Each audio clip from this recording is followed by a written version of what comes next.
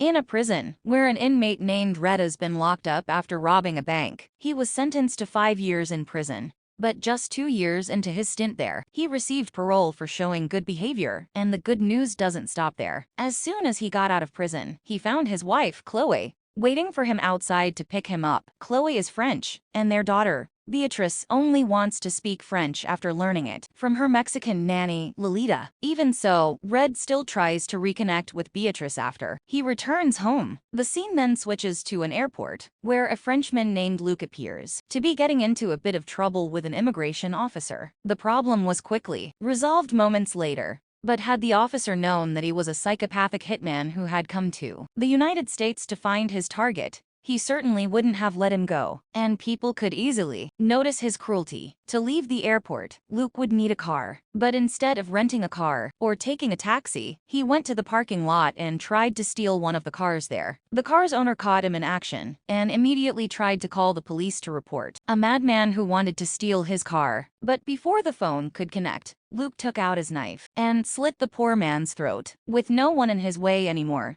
Luke can freely steal the car and then use it to go to a bar. The bar owner, Tom, clearly knew who he was, as was evident from his fear when he saw the killer. He thought Luke had come to kill him, but his guess ended up wrong, because Luke actually only wanted Tom to give him weapons. Turned out that Tom was an illegal gun dealer, and his bar was just a cover. And so, Tom took Luke to the roof and showed him various weapons. Several of the guns caught his attention, and he immediately tried one by firing at a man standing by the roadside. He killed the man with ease and without the slightest sense of guilt. After selecting weapons, Luke and Tom returned to the bar, where Tom's friends insult Luke. Without further ado, he shot them, including Tom, who was about to shoot him with a shotgun. Meanwhile, Red is looking at a painting in his house. The painting, which was Chloe's, was strangely very similar to the walls in his old prison. She turns out to be planning to display the painting at an art exhibition tonight, and she wants him to be there even though he doesn't understand art at all. Later in the gallery, while Chloe is preparing her painting to be exhibited later that evening, gallery owner Derek takes her to his room, where he seduces her and tries to propose to her. She clearly refused and even threatened to report his inappropriate behavior to her ex-convict husband. Hearing that, Derek was terrified, though the pain in his heart at being rejected was far greater than his fear for Red. And so, he angrily threatened Chloe, saying that if she failed to sell any of her paintings tonight, she would have to pay the gallery's very high rent. If she cannot pay, Derek is forced to confiscate all of her assets. Meanwhile, Red visits a pawnshop owned by his best friend, Leroy, who is also his partner in the robbery. But just as they recounted their experiences over the past few years, a man appeared to enter the pawnshop. The man is Ernesto, a police officer who still suspects them. And, seeing Red reunited with his best friend, Ernesto warns him not to do anything funny since he is still on parole. But after he confirms that Red is not carrying weapons or drugs, he immediately leaves. His suspicions towards them were actually proven right. As soon as he leaves, Leroy takes Red to a secret room underground,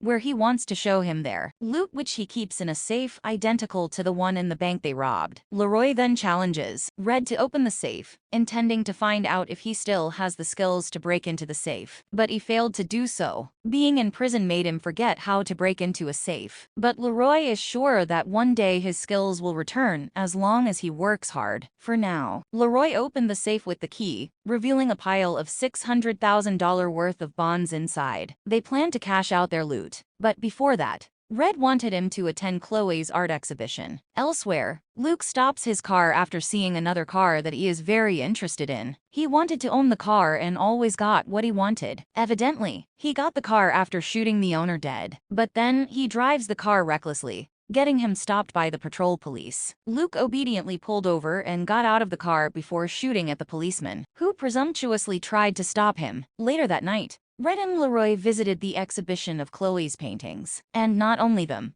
but Ernesto also came because he is a policeman who doubles as a painting collector. But sadly, her paintings did not receive good reviews from the judges, who called her paintings flat and lifeless, infuriating Red when he heard them. He could have even hit them if it weren't for Leroy restraining him. While her father was on the verge of punching the art critics, Beatrice was at home with Lolita. It was already time for them to sleep when someone suddenly knocked on the house's front door, and when Lolita opened it, she saw a strange person who wanted to enter the house. Turned out it was Luke, and his purpose in coming to the United States was to hunt down Red. Seeing a lunatic enter the house, Lolita puts up a fight to kick him out of there. But Luke killed her like she was just an insect to him. But Lolita's sacrifice didn't end in vain, since it allowed Beatrice to escape from there. Luke tries to shoot her, but fails because she has run far from him. The failure made him very upset. This was the first time his prey had managed to escape from him, and the fact that his prey was only a little girl made him even more embarrassed. But he didn't have time to think about her. He still has to take care of Red, who is not at home. And so, he searched the place until he finally found an invitation card for Chloe's art exhibition. Luke arrives at the gallery shortly after Beatrice's arrival. Wasting no time, he shot the people there, including the judges, causing their blood to splatter on Chloe's paintings. And no one could try to stop him,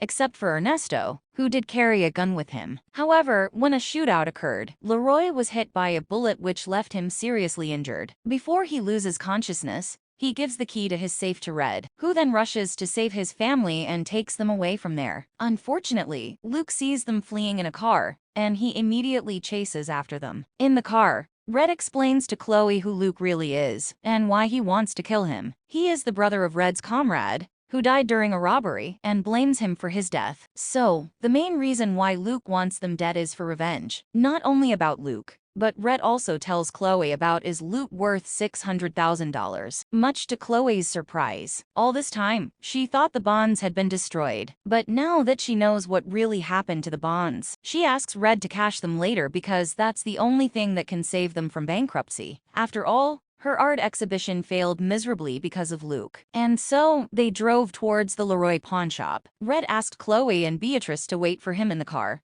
as he got inside to collect the bonds. But just as he enters, Luke appears and then takes them to meet Red in the basement. Red knows Luke will kill his wife and daughter if he doesn't do something, so he offers all his loot to Luke in exchange for their lives. However, the negotiations ended in failure. Luke flatly refuses his offer and shoots Red instead. During the chaos, Beatrice accidentally enters the safe, which Luke locks. He intends to make her die from running out of oxygen in it. After that, he chased Chloe, who fled into the tunnel. It didn't take him long to find her, and he punched her until she fainted. Meanwhile, Red is shown to be alive. It turned out that the bullet that Luke fired did not hit his body because it was blocked by the key to the safe he kept in his jacket pocket. Seeing Luke is not around, he then tries to open the safe, but he can't do it. The key to the safe had been broken after being hit by a gunshot. So, for the time being, he can only ask Beatrice to stay calm and conserve her breath while she saves her mother. Coincidentally, moments later,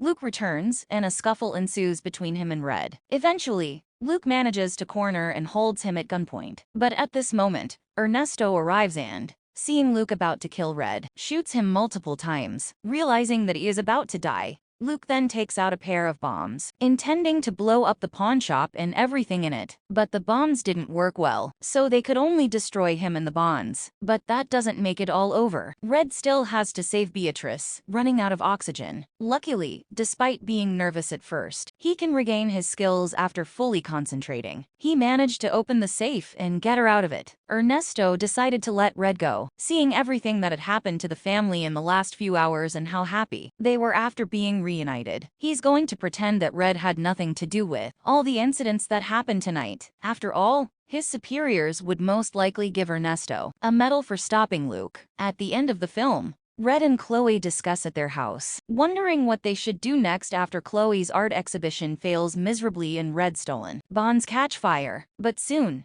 Derek came to tell them that all of Chloe's paintings had sold out for $300,000. It turns out that people love the art critics' blood splatter on the paintings. The blood makes the paintings look alive, even giving them high artistic value. And the film ends with Red, Beatrice and Chloe dancing happily, celebrating their newfound fortune. Then the movie ends. Thanks for watching. Like and subscribe for more.